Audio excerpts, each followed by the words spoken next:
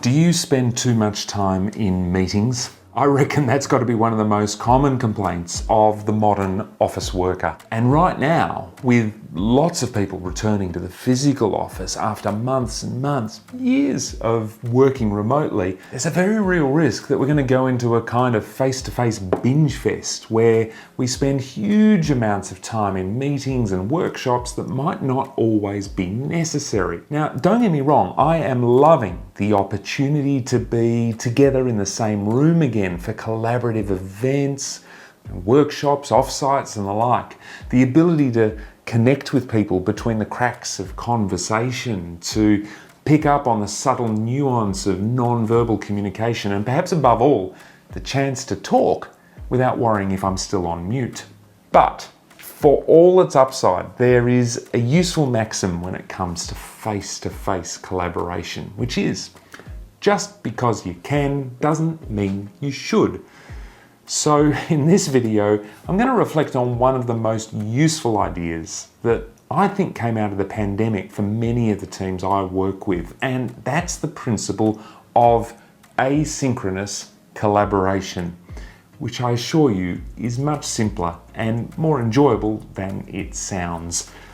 I'm going to share with you 3 really simple ways you can reap its benefits in your team. And if you stick around to the end, I'll show you how you can get your hands on a very useful list of resources. Let's get into it. Asynchronous collaboration. It might be a mouthful, but I reckon it's one of the most useful ideas that rose to prominence as a result of our giant forced experiment in remote work. Thank you, COVID. Put simply, asynchronous collaboration is about finding ways to collaborate that don't require everyone to be in the same room or online at the same time. At its most basic level, the concept itself isn't new. 20 years ago when I was working as a lawyer, I'd leave a draft letter of advice on my boss's desk. She'd then make comments in red pen. I'd incorporate those into the next draft and so on. Asynchronous collaboration 1.0. Not that we ever called it that.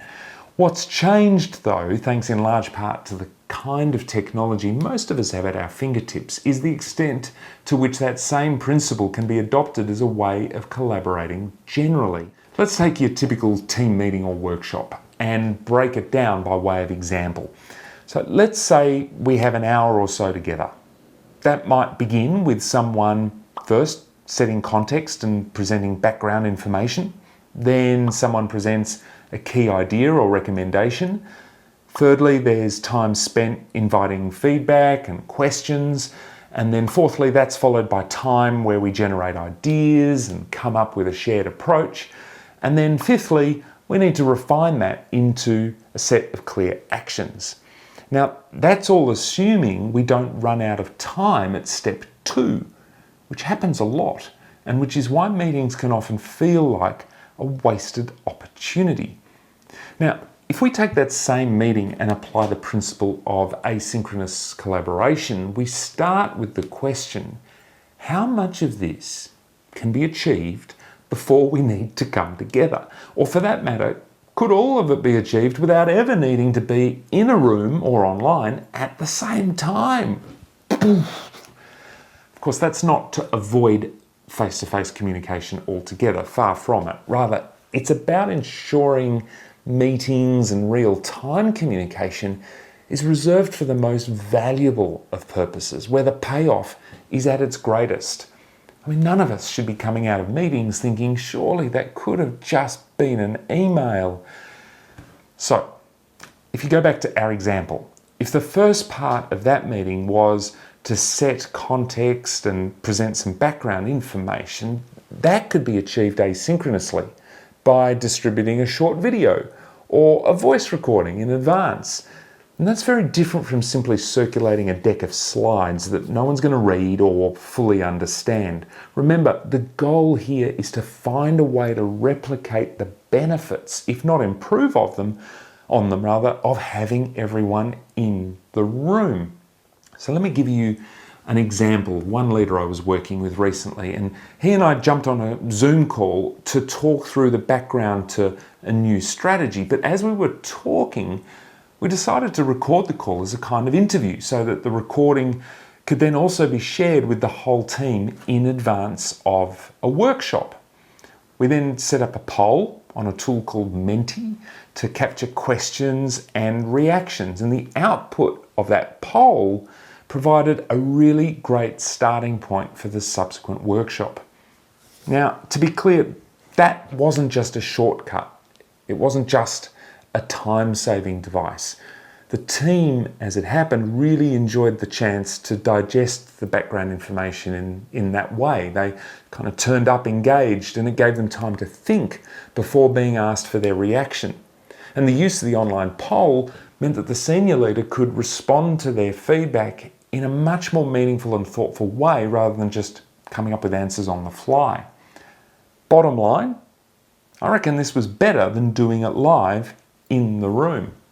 Asynchronous collaboration really requires you to ask, how much progress can we make without a meeting? I often like to pose a hypothetical.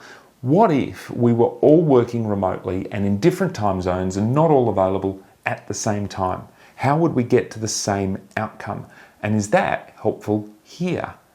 Now, you'll get pushback, but that's because you're asking people to put in some effort rather than defaulting to what is essentially the lazy option of just rocking up to a meeting, turning on the fire hose of information and hoping for the best.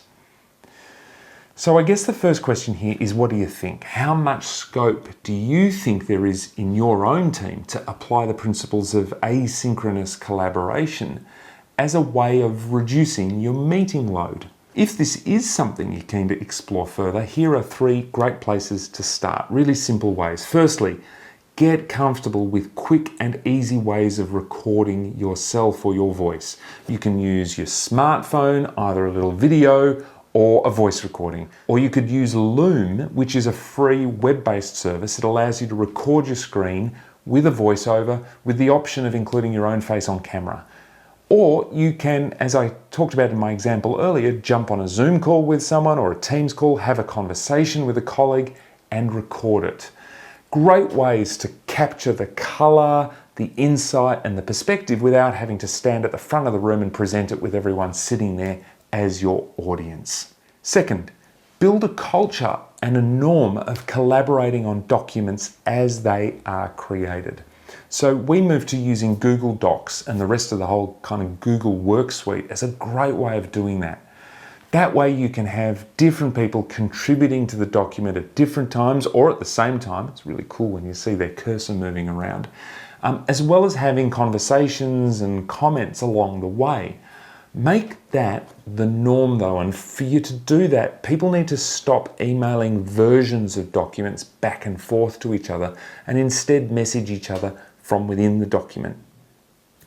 The third thing is choose a tool for collating different perspectives, whether it's different ideas, feedback, discussion, brainstorms. A couple of my favorites, Menti, I mentioned this earlier, menti.com, which is an online polling tool. And there's also Miro.com, which is basically an infinite whiteboard complete with post-it notes and flip chart paper, virtual format, of course. The key is, whatever tool you do use, make it enjoyable and easy to use. And while you're at it, why not use Loom to make a video to show people how to use it? Now, if you're keen to learn about some of the tools and other resources that are out there that can make this whole idea of asynchronous collaboration really easy, I've set up a collaborative space where we can all share our tips. And what's more, I've done that on another of my favorite collaboration platforms, an oldie but a goodie, Trello. Now, if you would like details on how to access that board, I'll include them in the description below. And that way we can all add our own experiences, our own favorites, and share them and see what each other has. Okay, well, that's it from me. If you've got some value out of this video, make sure you share it with anyone else who might find it useful, asynchronously, of course. Until next time, I'm Simon Dowling. Welcome to the Practice of Leadership. Bye for now.